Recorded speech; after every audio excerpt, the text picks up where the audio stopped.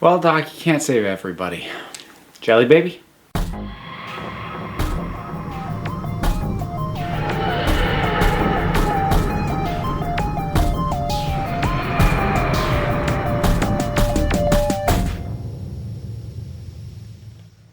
Yeah, they're not actually jelly babies. They're actually licorice that were sent to me by one of my subscribers for my birthday. I did get it. Very nice. Thank you. I'm that weirdo who likes licorice. Anyways, I just had to cut out a whole bunch of chewing. Shouldn't have popped that in my mouth. So, Doctor Who list time for this month. And this was one where the Patreon supporters got to help me decide. I gave them some options for various lists that I could do this month. The one they selected was my list of the top 10 people that the Doctor couldn't save. As is usually the case with me, I am restricting this to new modern era Doctor Who because I've seen all of that and I still have too many sizable gaps in my classic knowledge to be able to integrate that. So, just a couple of things about this list. It is what it sounds like. These were people who did not make it through the stories that they appeared in. The Doctor could not save them. I am excluding regular companions because one could argue that Bill might qualify or possibly even Rose. They were both saved in a way, but neither by the Doctor. But I'm not counting them. And also a character who was in contention who I decided to not include is Adelaide Brooke, because the reason she died is not because the Doctor failed to save her. That was for other very different reasons. So that established who actually made the list. We're going to start with my pick for number 10, Bonica Velata. And no, there's no nickname. It's Bonica Velata. So this is the tiny, red, spiky character, cyborg character from Voyage of the Damned. First of all, I mean, immediately visually memorable. Also, name pretty dang memorable as well as long and convoluted and sort of tricky to get around. Saying it smoothly is. So that's points in his favor. Also, pretty endearing as a character. He's, he's got a lot of sort of doubts and fears, but he stands up. He makes the move. He makes the sacrifice to save others, and it's one of the more triumphant moments of the show. There's a surprising number of character deaths in that particular episode. I don't think all of them work. His does. He goes the extra mile. The Doctor couldn't save him, but he went out in style. Number 9, Jade. So, going way back, second episode of New Who, The End of the World. So this is our lovely lady from the Forest of Cheam, who was blessed with air from the Doctor's lungs and seemed quite taken with that. Normally the whole characters, generally female characters, being kind of ooh towards the Doctor, I really don't care for, but there was something about a tree, like him blowing on her and her going, how intimate. Like, that's weird enough that it works for me, and I really do kind of love it. So she was also quite, she showed a lot of strength as a character, and then actually, like Bonica Velata, she does ultimately choose to sacrifice herself for others, for the Doctor, so that he can save more people. But she also had a wonderful softness to her, and actually a really great dynamic with Eccleston. That's usually the hallmark of any good characters, if they have a really good dynamic going on with the lead, so that you still remember them, even if they only appeared in one episode. Number 8, another character from Voyage of the Damned, Astrid Perth. I think for some people she would be higher on their own personal list. I don't doubt it. It's like, I do like Astrid. I feel like some people have a lot higher degree of affection for her than I do, but I do enjoy her as a character. She is that person who just went out to try and find adventure, not like save the universe, just have a bit of fun. And that's the kind of person that the doctor kind of tends to have an attraction to. She's not running away from anything. She's running to, she doesn't even know, whatever the universe has in store for her. And that sort of attitude is very Doctor-esque. And you can see why that appeals to him. And again, the dynamic between the 10th Doctor and Astrid works quite well. She's sweet, she's endearing. You want the best for her, and she doesn't get it because the Doctor cannot save her. Not completely. Arguably he kind of does, but what he saves is not complete. I don't think you could argue otherwise. Number 7, the stewardess. So from Midnight, we never learn her name. And in many ways, she is kind of in the background until towards the end of this story, this amazing, God, I love Midnight. It's such a good episode. And she's in the back, dismissed, ignored, not taken seriously by anyone else there, but watching what's going on and coming to a much better understanding than anyone else in the room, and knowing what's going on better than they do because she's been paying attention. She makes the leap and again sacrifices herself and saves the Doctor. And no one even knew her name, but she stood up and she did what she knew was right, not only in the face of her own death, but in absolute defiance of everyone around her. And it's a character that we never got detailed depth on because that's not the point. Actually, the point that we don't know that much about her kind of is the point, but she left a mark nonetheless. Number 6, Mrs. Moore. I have very mixed feelings about the two-parter that introduced the Cybermen into New Who. However, I don't have very mixed feelings about the character of Mrs. Moore. Basically, the tech head for this little sort of ragtag resistance group headed by the alternate universe Mickey and Jake. And I love her. She's got one of the best lines in this two-parter, yelling at them to get in the van. This is the slowest getaway in history! And, she doesn't take crap, but she also has her moment of kind of opening up to the Doctor and telling him more about herself than she generally lets people know anymore because of safety concerns. People can't know about her, who she is, where she came from, what her history is.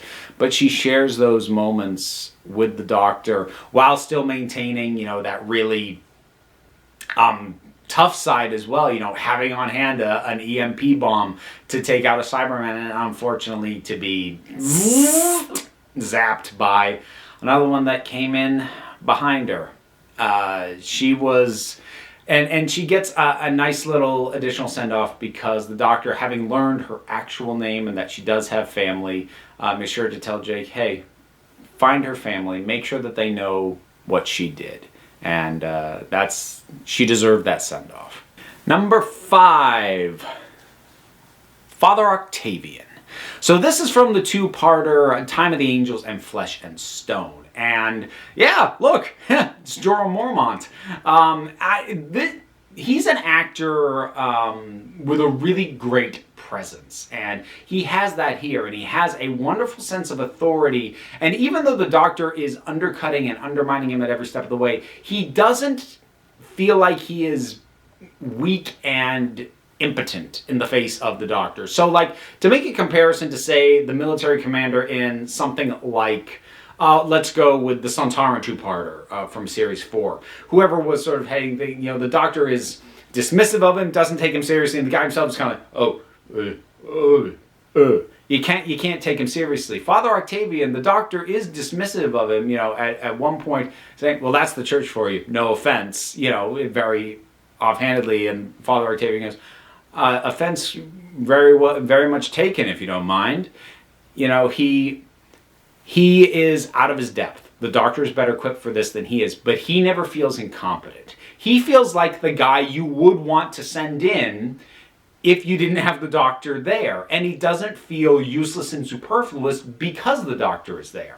And again, a great sense of presence to him, great line deliveries, and a pretty strong closeout. And like when he knows he's gonna die, and the doctor's saying, "I wish I had known you better," and he says, "I think you knew me at my best." That was good stuff. Number 4, possibly a little bit of a weird choice, but I don't know, it just works for me. Mr. Jefferson, from another two-part. Funny how the two-parters, when done well, really give me some affection for these characters. So he is from the Impossible Planet and the Satan Pit. He was the head of security. And we don't know what it was, but we know something went on with his wife. The Beast needles him over that. But he is very focused. He's on the job. He doesn't take his eye off his duty to protect and all the human beings that are under his care. Yet at the same time, he doesn't come across like a robot. He has a sense of personality. He has a rapport with everyone else. So he feels like a person, but a professional. He knows what he's doing, but he's not, just all business all the time. He can have, little small moments. He can be appreciative for everything that was done to try and save him, even though he knows he's not going to make it. And it's just, these kinds of security characters can often just be boring and rote and generic, and he wasn't. I mean, I love the entire supporting cast of this one, but because he's the one who did, well, he's not the only one who didn't make it. Scooty didn't make it, Toby didn't make it, but they didn't leave the impression on me that Mr. Jefferson did, so he gets the spot. Number 3, Rita from the God Complex. I remember thinking at the time that I saw it the first time that she was like one of the first characters that were like, I really strongly felt like, boy, she could have been a companion and it would have been really good. She's a terrific rapport with Smith. She is analytical. She's thoughtful. She is determined. She is just she's a good person. She's a rounded character. She has terrific rapport with Smith, and she just isn't gonna make it. And when it sinks in for you that she is not going to survive this, it's like, oh, come on! It's tough. She was just a great, she's the kind of character that, like, in some ways, it gave me flashbacks to Sally Sparrow. Like, I would watch you in something that the Doctor didn't even appear in. I would watch you. She was just engaging and strong-willed and just held my attention on the screen, and she also died. So it goes. 2 left, and for my number 2 slot, some may call it a cheat. I say that's my list. I can do it how I want. But I do actually consider this to be a separate character from someone who wouldn't have qualified for this. So, Victorian-era governess Clara. Yeah, I count her as a separate character from Clara. Amongst other reasons, I liked her better than Clara. Like, immediately I liked her. I got such a sense of this character right from the get-go. She is, working in a posh home, being the governess to these kids, but she's rough and tumble. She hides her accent. I'm immediately getting personality and a sense of history and her place in the world, and this immediate impression of a full person, which I'm not going to say I never got, but it took me like a season and a half before I felt like I understood the Clara we actually had on the show as much as I understood this version of Clara. I was immediately intrigued by her. I like that she doesn't feel like a woman out of time in the sense that, like, oh, well, she might as well be from modern days. Like, well, no, but she just thinks well. She's forward thinking for her time, but still of her time. And the dynamic with the Doctor is terrific. She has this sense of, hey, this could be fun. And I am always gonna wish that she had been the version that had traveled with the Doctor instead of the Clara we had. But she doesn't take the number 1 spot. Because if we're talking about characters that the Doctor couldn't save, there is and always was and could only be one name at the top of this list. Vincent. Vincent and the Doctor is an episode that I didn't appreciate when I first saw it.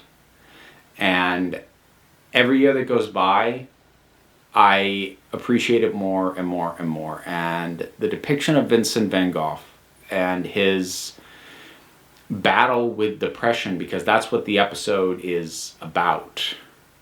He's fighting an invisible monster that no one else can see, but could possibly kill him. And the Doctor does so. And the thing is, I think the Doctor knows that what they're doing is not ultimately going to save Vincent. I think he knows that. Amy doesn't know that. Amy doesn't understand. And the Doctor's explanation of, look, all you can do is try and add to someone's pile of good things. Because that's the nature of depression.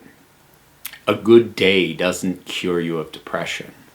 Even some concrete, firm reassurance that who you are and what you do matters doesn't make depression go away.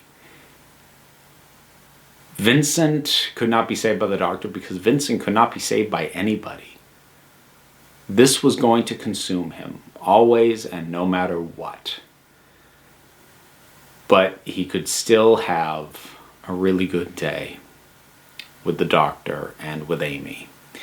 And for that, he is, to me, the best character that the Doctor could not save. That's my list of 10. What are your thoughts? Who would you put on your list for characters to meet this criteria? Whatever it is, drop something down in the comments. Let's talk about it. A whole bunch of stuff to do. Buttons, links.